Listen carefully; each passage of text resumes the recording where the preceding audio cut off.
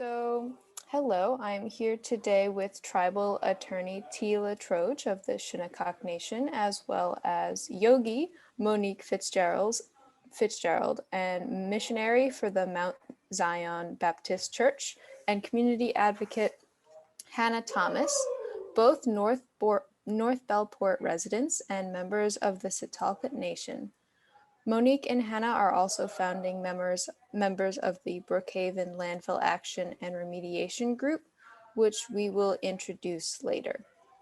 But they are really the heart of our group, and they keep us steady, focused on our goals, most definitely. So some background on the two nations. The modern Sitalkat history is of deep ties between Black and Indigenous populations on Long Island. Hannah and Monique specifically have roots in the Stony Brook and Setauket area, where the local Bethel AME Church has been a community center for over 100 years.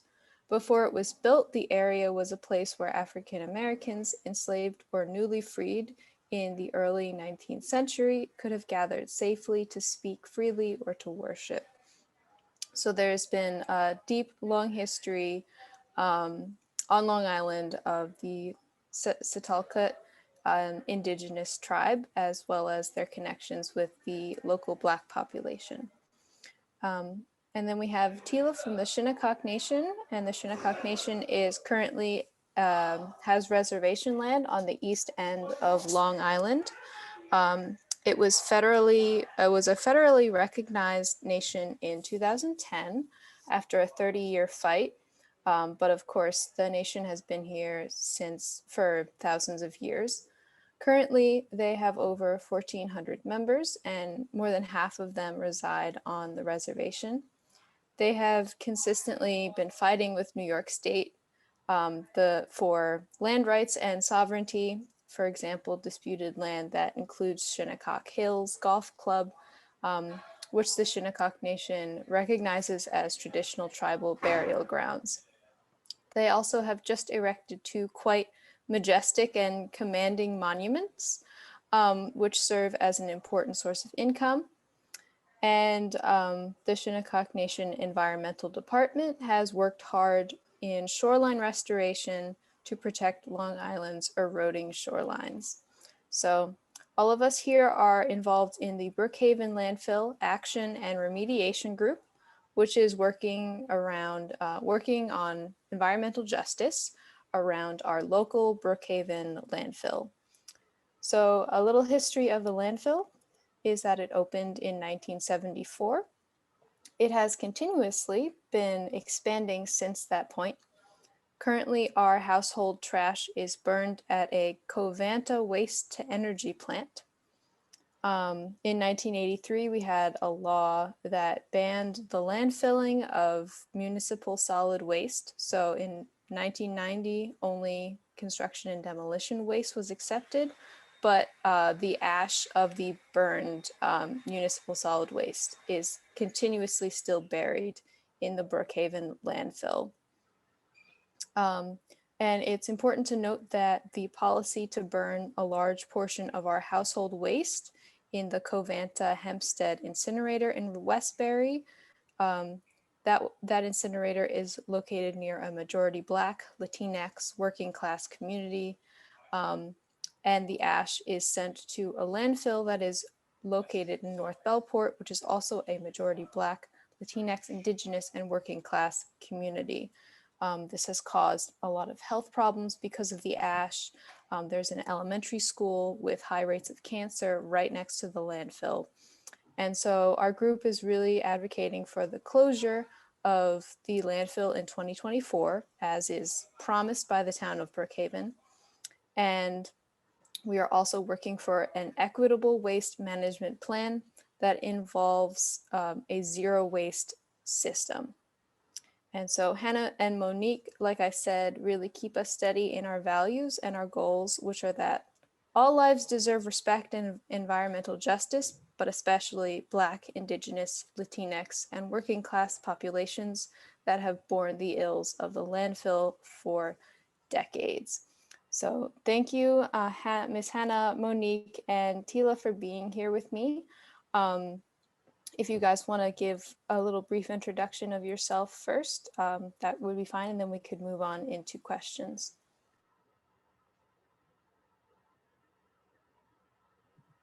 All right, I'll go first. Erin, you did a great job, so it's not much more to say. As far as introductions, you laid it out pretty well. I am Monique, and I am residing in North Bellport. I've been here my whole life, and I've borne the brunt of the landfill, fortunately, to my neighbors and to the people that don't live in this community. So we are fighting to get the landfill closed as promised.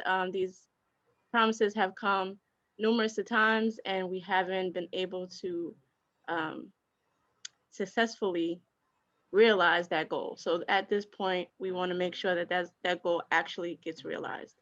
So that is what I'll say about me. Thank you. Hello, Miss Erin. Bill, I did say hello to you. My name is Hannah Thomas. I'm a longtime resident of Bellport. Um, my main thing that I want to stress is that I'm a community advocate for for the people of Bellport. Um, we are a community of Latinos, um, Blacks, is that a word? Indigenous, and also of people of low income. We do have a homeless shelter in our neighborhood that is located closer to the landfill than my actual house. I would say a couple of miles.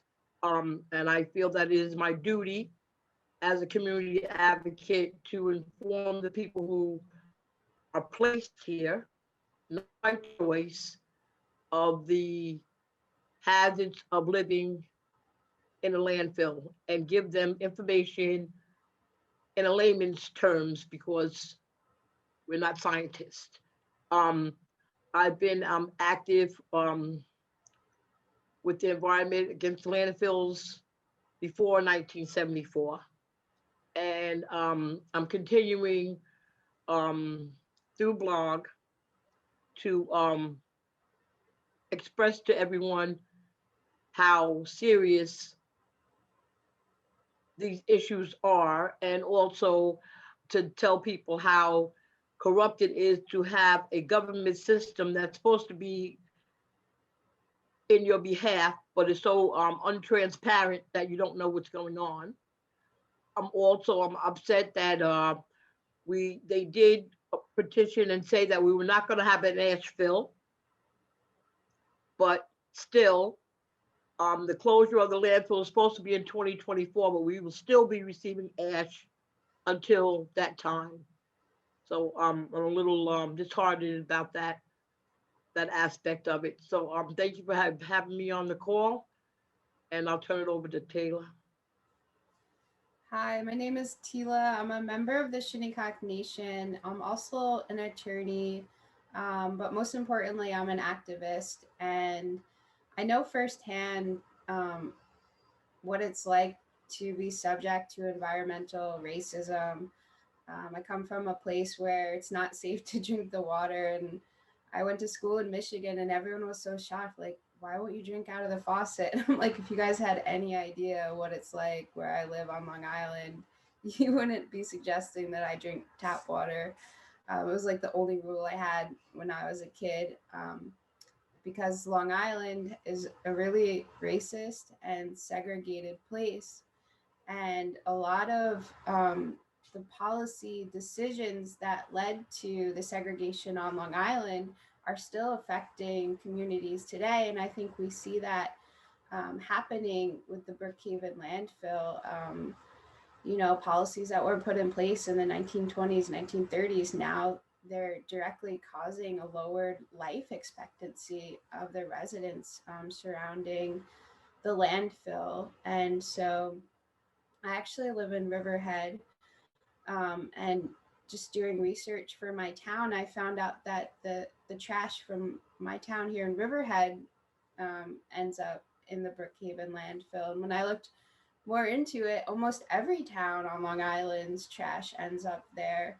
And my partner, his family is mixed Black, Shinnecock, and Unkachog. Unkachog is another tribal nation on Long Island. Um, his family has homes in North Pelport, and so it just hit me so hard that just because of where they live and the color of their skin, they have a lower life expectancy. Like, that's wrong. That's really wrong. And where I live, we were just a dumping ground for farmers. They would take over our land at really unfair deals, to use for potato farming. And Long Island as a region was like huge into this potato farming, but they were using a chemical called Temic, which was produced by a company called Union Carbide, and it polluted all of our drinking water. And we reached some kind of settlement for Union Carbide to come in and put filters on our water, but I mean, it really was just a band-aid on a huge environmental justice problem. And so that's how I became involved in just environmental racism. And I just really am so impressed at the work that Blarg is doing, because unfortunately it's necessary work that has to be done. My next question kind of pertains to how a lot of these like government agencies, like specifically we met with the DEC earlier this month or last month, and it can get really, there's a big distance between the government, like the town of Brookhaven, the New York State DEC, and the actual people living in the area, as we saw in our meeting. And whether that's because the DEC sets the regulations this high and the standard should really be even higher than that. Or they say they're doing community engagement, but then they don't talk with the actual members of the community, or they only try and reach like certain ones strategically. So my question is, how, it's kind of broad, kind of big. How can the DEC, which is really connected to like land remediation, like making sure a safe environment is there, how can the DEC improve relations with the Shinnecock and the Setalka and any Indigenous people, as well as the people who are also living amongst the nations? If Tela, do you want to start? Sure. I mean, that is a huge question. It does go back to the theft of our land and our water. And there's a lot of boundaries that are undetermined. And so you have an agency like DEC coming in, and Shinnecock, we have a lot of interaction with them because they routinely harass Shinnecock members for engaging in traditional practices, fishing practices, and that kind of thing. And we're kept in poverty, we're kept poor. You talked about our monument. Well, New York State is suing us, they're litigating us, they're trying to impose $2,000 a day fines on an impoverished nation, trying to make it through the pandemic with as many of our members alive as we possibly can. There's just some fundamental inequities and injustice there.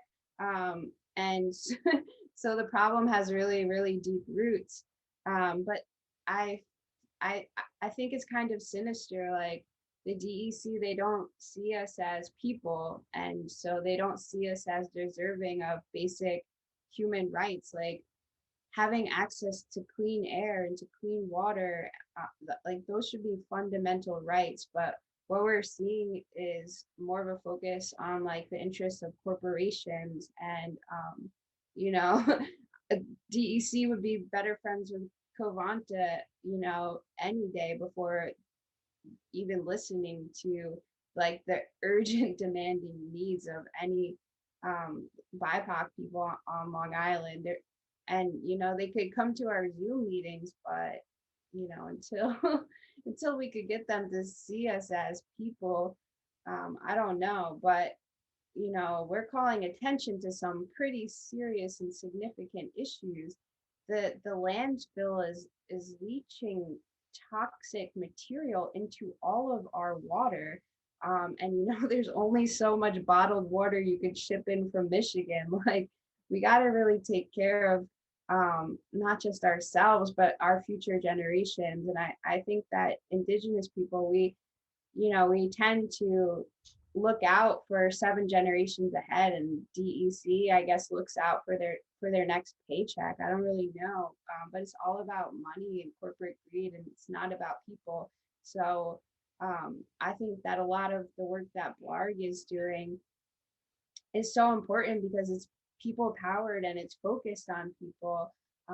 Whether Brookhaven town or the DEC want to acknowledge that, I don't know, but we're certainly going to keep pushing them towards that objective.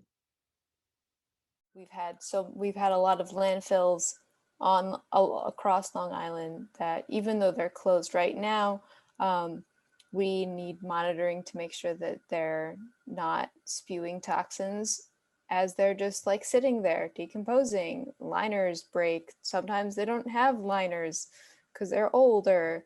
And then, of course, we touched upon the fact that we don't at all have any sort of circular economy.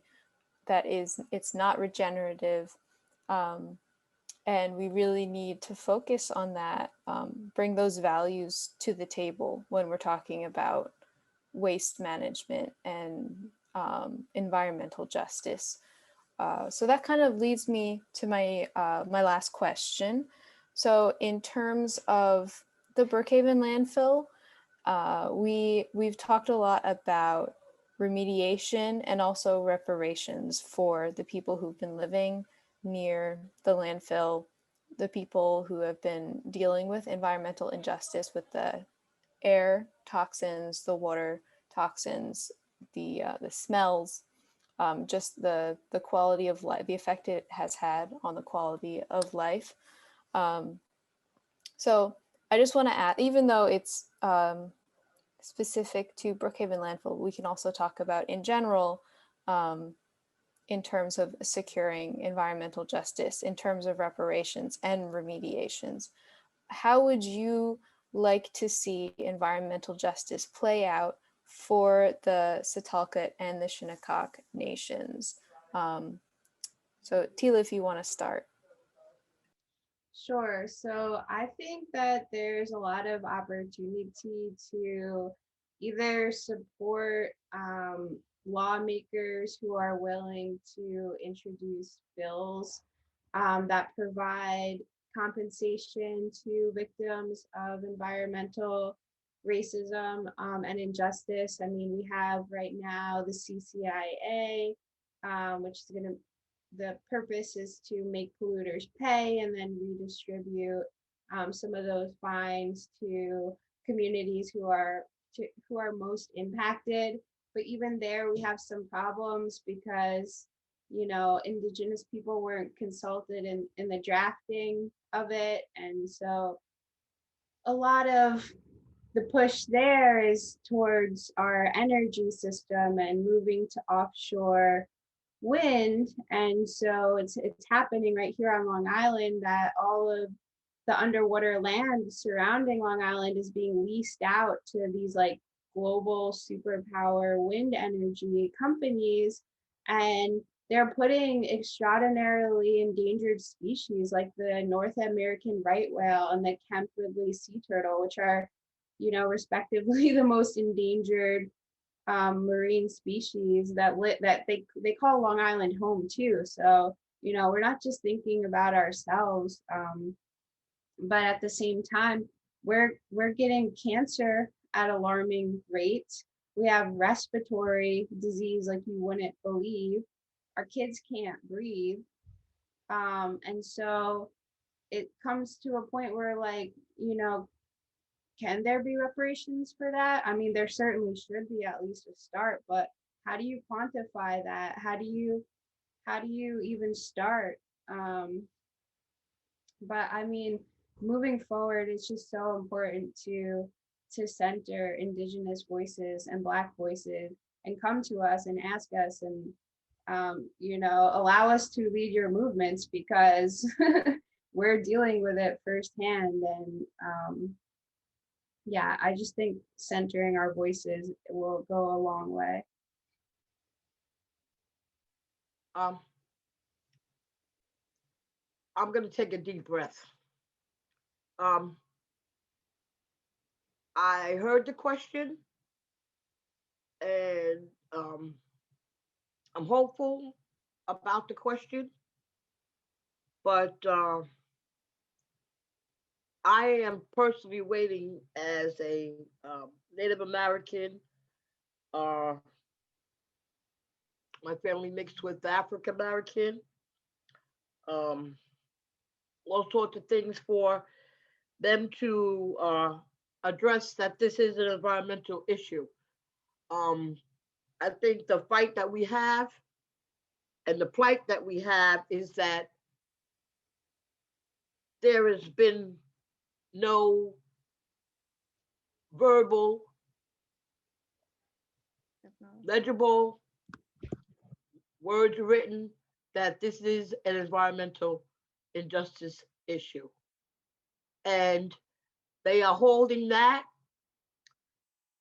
um, and not letting us really, well, we're expanding with it, but I think that at this point, with all the things that are going on, that it would be more addressed that is an environmental issue. I have not heard the DEC say it's an environmental issue. Um, uh, I have not heard the town of Brookhaven specify that it's an environmental injustice issue. And without that, it's us, and I do mean us, Native American, the whole band, feeling that it is an environmental issue. Scientifically, we can't prove cancer. Cancer can come in all kinds of forms. We haven't successfully been able to have the governing bodies that we need to say that this landfill has caused cancer. It's all suspect. So that's the downfall of trying to have a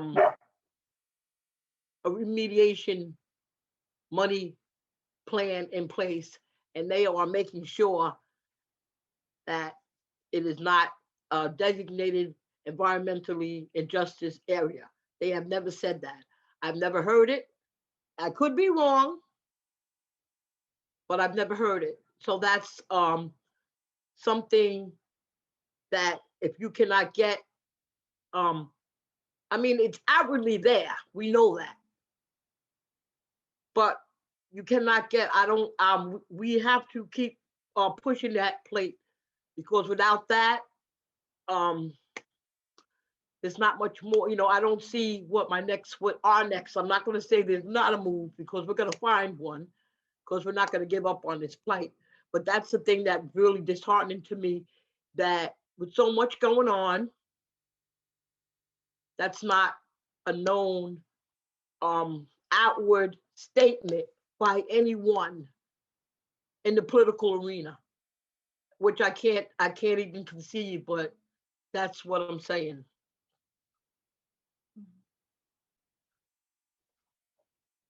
So, yeah, basically, I agree with everything that Tela and Hannah is saying. You know, without that, like, actual acknowledgement, without that written documentation or whatever, that's the language that this government speaks. It's a tall hill or landfill to climb. Yeah, landfill. Yeah, that's a good one. Yeah, but just listening to people like Martin Luther King, we have always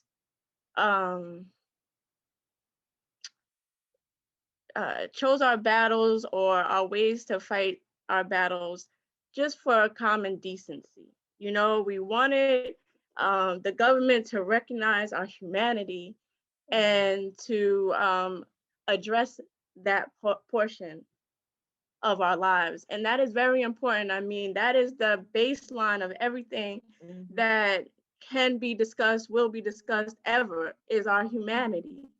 And until we're seen as humans and of equitable and equal status and due all rights to all people, then we're never going to get anywhere.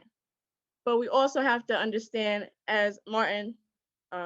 Martin Luther King said, that, you know, we got our civil rights, gaining our civil rights to no cost of the government. And at some point, that is the language that they speak. So they have to also, in turn, pay up because that's their language. If your language is capitalism, if your language is money, if your language is, you know, that, then we are deserving of it, overly deserving of it. And so some issues that we do have with reparations and remediation is that, you know, it can't be quantified because it can't be. We as people know that you cannot put a price tag on human life. This is why we're fighting the landfill, because no matter how much Brookhaven town is getting, you know, balancing their budget or gaining profits, and Covanta and all those people are gaining profits, no matter what they say about the money, we know, we absolutely know that that money has no bearing and cannot be quantified to our lives, right? Any of our lives. However, in the same token, you have to pay to play. And if that is the way you're playing this arena, is through capitalism, then you have to pay up. And then we can discuss how we will move forward with a different structure, a different system, where, you know, maybe this money thing is not a factor or not as big of a factor. You know, we can move towards our mutual aid systems and things like that, and our co-ops and things of that nature. You know what I'm saying? But at the same time, they have to pay for the things that they've done to us previously. And then once we get that acknowledgement, that reparation, then we can move forward. And it's like Tela said, on our with our leadership, with our, you know, our self-determination, we will lead how we will go forward. But there has to be an accounting from our past. It's so important that we start exploring regenerative methods to clean up our water, all the toxins and pollutions in the water that we all share. I think there are some indigenous practices. You know, we were stewards of this land for at least 10,000 years, and you know, the colonists were only here for less than 400, and look at what's happened. But again, like if we can ground ourselves in the methods that the indigenous people of this land took to steward the land and to clean up and to restore regenerative methods, I think that we can find real solutions. I don't think it's going to be easy. I don't think anyone should expect it to be easy. This is a huge mess that needs to be cleaned up, but it's got to be done because our survival depends on it. And so that's what we're doing. Definitely, yeah. Thank you guys both so much for speaking with me, and we are marching on for justice for everyone, for protecting for everyone, for the right to clean air, land, water, and a system that does not hurt the people around us. So, yes. And so this was the Brookhaven Landfill Action and Remediation Group. We are landfill action Landfill Action Group on Instagram, and we also have a Facebook page. And we would love to get all the support that we can to fight for environmental justice. So thank you guys again. Thank you.